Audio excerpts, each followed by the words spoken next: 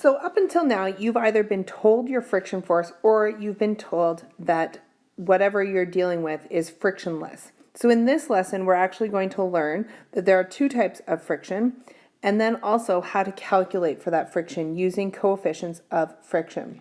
So our two types are static friction, which we represent with Fs, just to represent that it's static, and that's something that prevents the sliding. So think static, not moving. And then our other one is kinetic friction, Fk, which is the force exerted on a moving object by a surface opposite to the direction. So it opposes motion. So anytime we've used friction so far in the course, we've been talking about kinetic friction because we've got an applied force that's going forward and a kinetic friction that's acting backwards, but you still have forward motion, where static friction actually prevents it from moving. And so when we're talking about static friction, our objects are not moving. With kinetic friction, they are.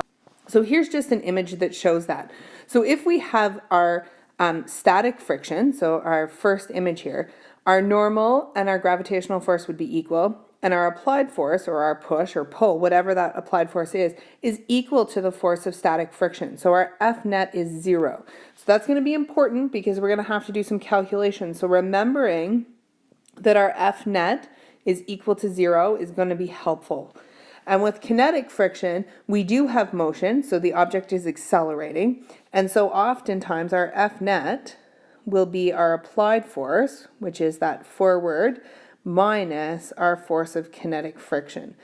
Okay, and so you're going to have some of those values when you're doing calculations. But always remember, static, F net 0, kinetic, we're going to have acceleration, so our F net has to be equal to something. The next thing we're going to look at are coefficients of static friction.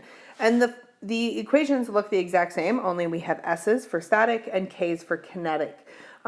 Those are on your formula sheets, and then you really just have to pay attention to what the question is giving you as to which one you're going to use.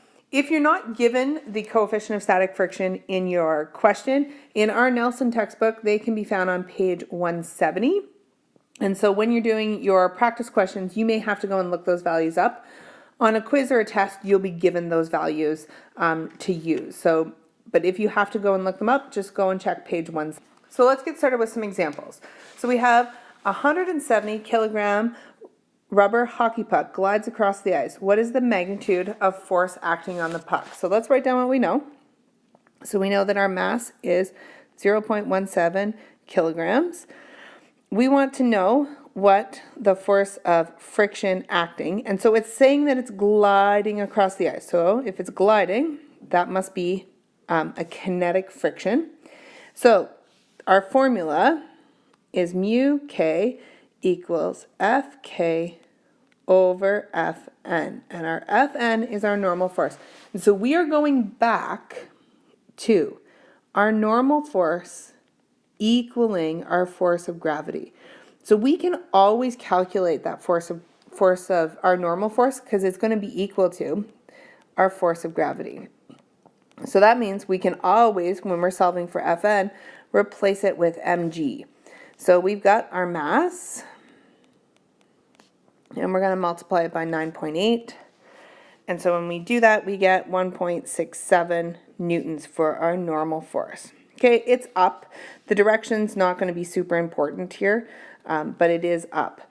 Now, it doesn't give us the coefficient of static friction. Back and we check our chart, then we can go ahead and we can find our rubber on ice, and there it is. So we can go ahead and add that into our given information. And then all we need to do is we need to go back up to our equation and rearrange. So to figure out our force of kinetic friction, we're going to do our coefficient of kinetic friction times our normal force. So if we go ahead and put our information in, coefficients of friction, by the way, do not have units, so you don't have to worry about that. But when you multiply it by your normal force, that's how you're going to get your newtons as your units. And we do want 3 significant digits because we're always going to use our sig figs for our given information. So that is our force of kinetic friction. And kinetic friction always opposes the motion. So if we assume that the hockey puck is going forward, which usually we're going to assume that we have forward motion, that is acting backwards. So let's look at our next example. And the next example's got 4 parts, but let's just worry about what the question is telling us. So we have a 4.2 kilogram trunk sitting on a wooden floor. The largest horizontal force that can be applied to the trunk before it begins moving is 18.5 newtons. So that's telling us, so let's write down what we know so far. So we know 4.2 kilograms. And the trunk before it begins moving, so before it begins moving, that means that is our force of static friction, 18.5 newtons. Once it starts moving, it only requires 10.1 newtons to keep it going. And if you've ever had to move something heavy, you know it takes a lot to get it started. And then once it's already moving, it's not such a big deal to keep it moving. Okay, so that's why it usually requires less. So it's asking us for part A to determine the coefficient of static friction for, it should say trunk there, not block. Okay, so where you see block, just write in trunk. All right, so it wants us to determine the coefficient of static friction for the trunk and the floor. Let's draw ourselves a free body diagram. So we have a normal force and we have a force of gravity. That's just showing us that it's balanced. It's not moving at this point, so it has no horizontal motion. We'll get into the horizontal motion a little bit later. So what can we figure out? So when you are being asked to figure out our coefficient of static friction, that means we need to be using our static friction and we need to be using our normal force. So we can always figure out our normal force. Your textbook does it a little bit differently where they put the information in the normal force. I personally prefer to solve it separately and then add it, but you can do whatever you'd like. So we'd be doing 4.2 kilograms times 9.8. And so we are getting 41.16 newtons. So I'm just going to flip to a slate. So here's what we know. I'm going to write it down again. So we know our force of static friction is 18.5 newtons. We just figured out our normal force. So kind of consider all of that writing down your given information. So now it's asking us to figure out our coefficient of static friction. So we're going to do our force of static friction divided by our normal force. So we don't have to rearrange. So we can go ahead and put our information in.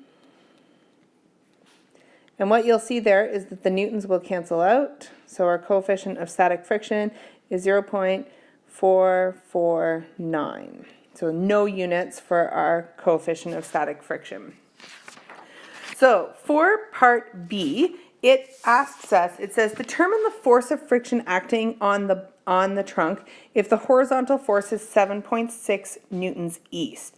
So I guess what you have to ask yourself is it actually going to move? And then what we need to do is we need to figure out what our force of friction would be. And because it's not going to move, it's actually equal to the same value. So we don't really have to do any work for part B. And really, I wouldn't ask you a question like B on a test or anything anyway.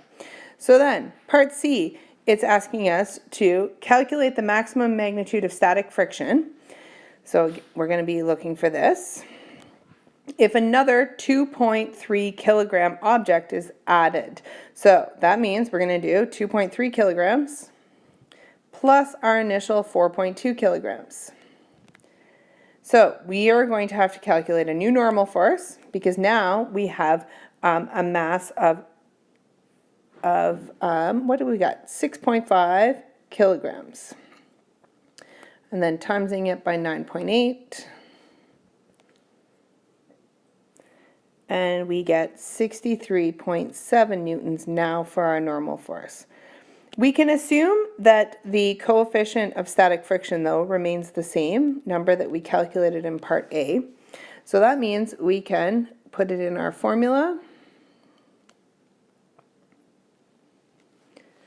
And to rearrange for force of static friction, we'll be doing our coefficient of static friction times our normal force.